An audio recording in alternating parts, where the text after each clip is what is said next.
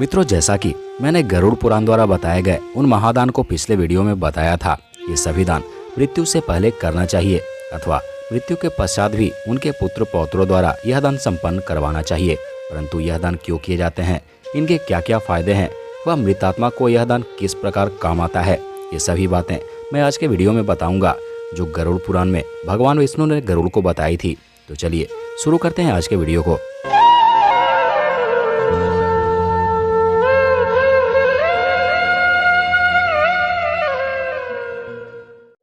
मित्रों, भगवान विष्णु पक्षीराज गरुड़ से कहते हैं, हे पक्षीराज, इस पृथ्वी पर जिसने पाप का प्रायश्चित कर लिया है वह सब प्रकार के दान दे चुका है। वह नरक रूपी गर्भ में दोबारा नहीं आता, अर्थात उसका पुनर्जन्म नहीं होता। वह आत्मा सदा के लिए परमात्मा में विलीन हो जाता है, अर्थात मोक्ष को प्राप्त कर लेता है। भगवान विष्णु कहते हैं कि जो मनुष्य स्वयं यह दान करता है परलोक में उसे सब कुछ प्राप्त होता है। छाता दान करने से परलोक में दुर्गम मार्ग पर उस आत्मा को सुख प्रदान करने वाली छाया प्राप्त होती है। पादुका दान करने से वह मनुष्य घोड़े पर सवार होकर सुखपूर्वक यात्रा करता है। जल से भरा हुआ कमंडल दान करने से आत्मा सुखपूर्वक परलोक गमन करता है। वस्त्र व आभूषण दान करने से यमदूत प्राणी को कष्ट नहीं देते। तिल के दान से मन, वाणी और शरीर से किए हुए पाप कट जाते हैं। सभी साधनों से युक्त सैया दान करने से स्वर्गलोक में 60,000 वर्ष तक इंद्रलोक का भोग भोगता है।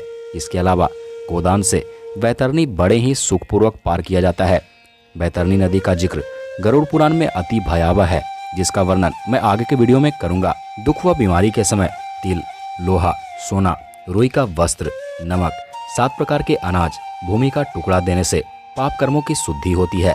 लोहे के दान से यम की नगरी की यात्रा नहीं करना पड़ता। यमराज के हाथों में कई लोहे के अस्त्र होते हैं। वह लोहे के दान से यम के अस्त्रों का प्रभाव भी कम होता है। सोने के दान से यम की सभा में उपस्थित ब्रह्मा और दूसरे ऋषि मुनियों को प्रसन्न करता है, जो कि एक वरदान से कम नहीं है। रुई के वस्त्र दान से यमदूत कष्ट नहीं देते। 7 प्रकार के अनाजों के दान से यम द्वारों पर तैनात कर्मचारी आनंदित होते हैं। भूमि के टुकड़े जिस पर फसल लगे हुए हो उसके दान से इंद्रलोक की प्राप्ति होती है।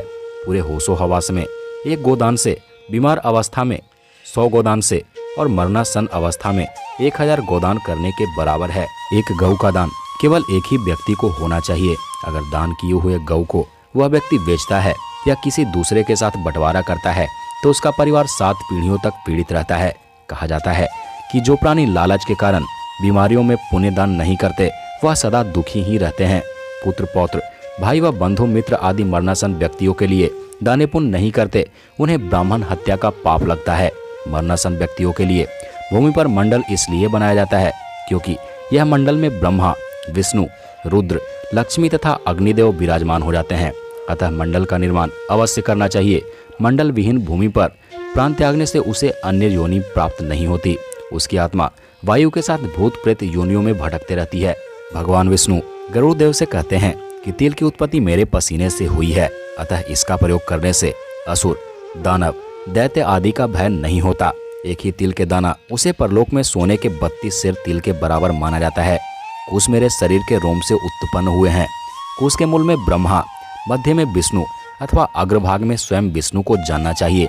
इसलिए देवताओं के तृप्ति के लिए कुश और पितरों से मुक्ति के लिए तिल का महत्व है। भगवान विष्णु गरुड़देव से कहते हैं कि हे पक्षी श्रेष्ठ, विष्णु एकादशी व्रत, गीता, तुलसी, ब्राह्मण और गौ, यह 6 स्वयं मुक्ति के द्वार हैं। अंतिम क्षण में भगवत गीता के श्लोक अमृत समान होता है, जो समस्त पापों से मुक्त कर मोक्ष को प्रदान करता है। विष्णु भगवान कहते हैं कि मृत्यु के बाद उसके परिजनों को शोक न मनाते हुए पुत्र को सर मुंडवाकर नए वस्त्र धारण कर अपने प्रियजनों के साथ लाश को नहलाना चाहिए व उसका अंतिम संस्कार करना चाहिए। ऐसा भी कहा गया है कि अगर मृत व्यक्ति के पुत्र उसे कंधा देते हैं, वह नियमानुसार अंतिम संस्कार करते हैं, जिससे उस आत्मा को अश्वमेघ यज्ञ का फल प्राप्त होता है। तो मित्रों, गरुड़ पुराण के इस एपिसोड में आज के लिए बस इतना ही। मिलते हैं गरुड़ पुराण के अगले एपिसोड में। तब तक के लिए नमस्कार।